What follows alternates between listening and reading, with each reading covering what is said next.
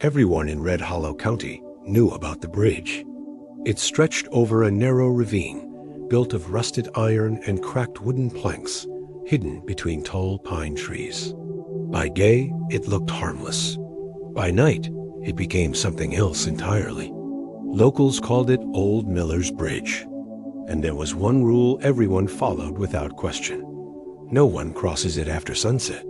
The story that follows is about a man who didn't listen. His name was Daniel Crowe. Daniel was 34, recently divorced, and exhausted from a life that felt like it was going nowhere. He had moved to Red Hollow for a fresh start, renting a small house near the woods. He didn't believe in local legends. To him, fear was just another excuse people used to avoid reality. Until the night reality followed him. Daniel worked late shifts at a packaging warehouse, often driving home after midnight. One evening, road construction forced a detour. His GPS recalculated and suggested a shortcut, straight through the woods, straight over Old Miller's Bridge. Daniel hesitated when he saw the wooden sign at the trail entrance. Bridge closed after dark. Someone had scratched something underneath it with a knife. She waits. Daniel scoffed, shifted into drive, and continued. As his headlights cut through the fog, the bridge emerged longer than it should have been, disappearing into darkness. The ravine below was silent. No insects, no wind. Just the low creak of old metal swaying gently. Halfway across, Daniel noticed something strange. There were footprints on the planks, bare footprints. They weren't leading across the bridge.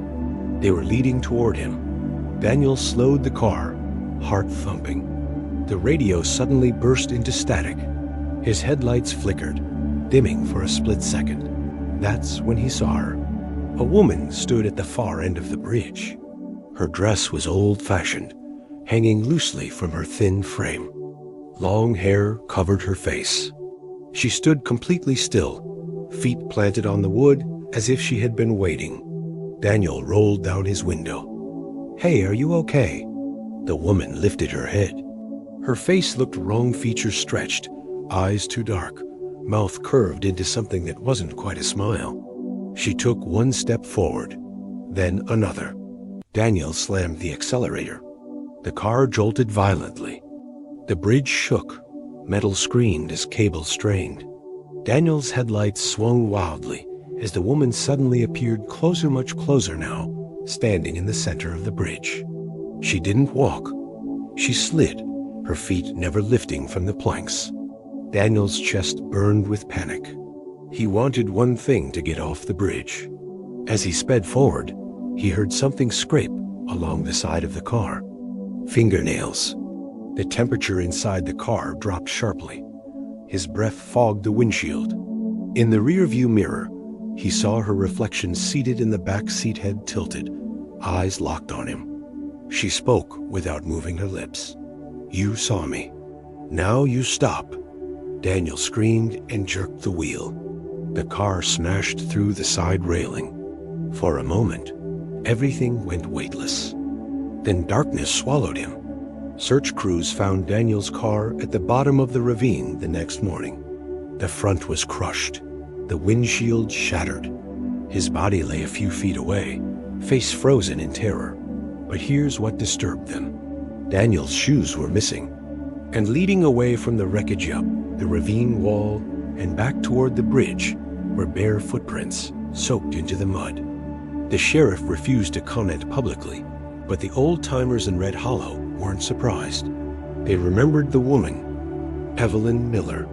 Decades ago, she had been left on that bridge by a man who promised to return. She waited through the night, through the cold, through the rain. By morning, she was gone. Some say she jumped. Others say she was pushed.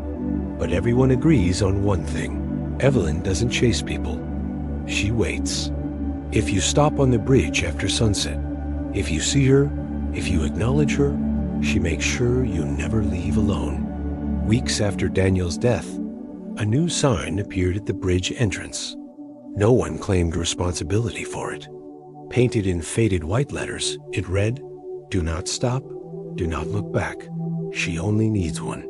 And late at night, when the fog rolls in thick, locals swear they hear footsteps crossing the bridge slow. Barefoot footsteps followed by the sound of someone whispering a name. Daniel. If you want to listen more real horror stories like this, please like, share, and subscribe. Your support inspires us to collect more real stories and bring them to you.